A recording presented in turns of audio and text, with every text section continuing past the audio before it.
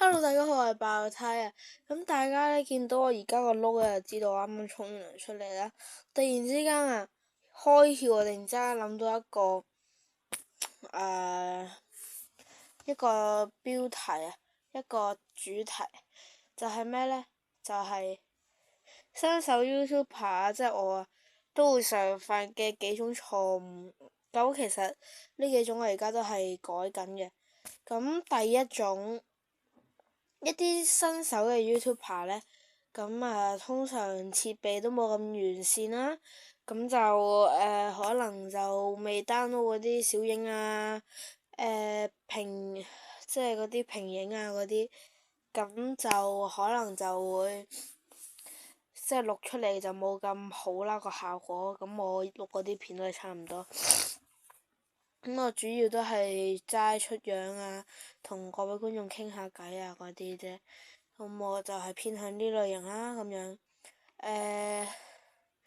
佢呢個係設備冇咁完善，就一嚟就好容易會咩呢？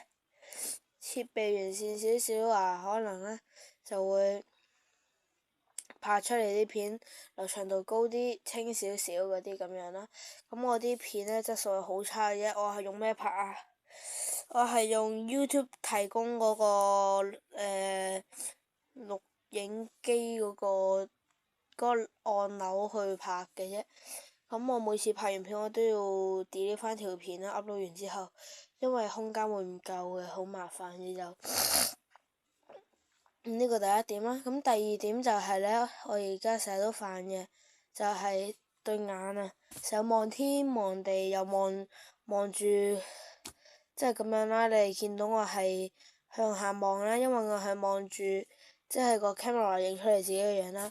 咁就望即係好，我之前試過幾條片呢，就係成條片就咁望住啦，瞪大隻眼，咦？點解好似怪怪地嘅？錄完之後，原來我冇望到鏡頭啦。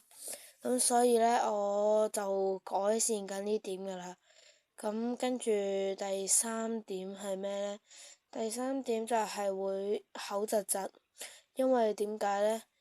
因為好似我咁樣，突然之間諗到靈感，又趕唔切用紙筆抄低佢，跟住就會唔記得咗，跟住就會口窒窒咁樣咯。即係接近都係咁樣啦。仲有就係啲片硬係得嗰2-3分鐘，拍唔到好似小波子啊、五仔啊嗰啲5-7分鐘嗰啲黃金時間嘅，我就淨係拍到呢啲3-0分鐘咁樣啦。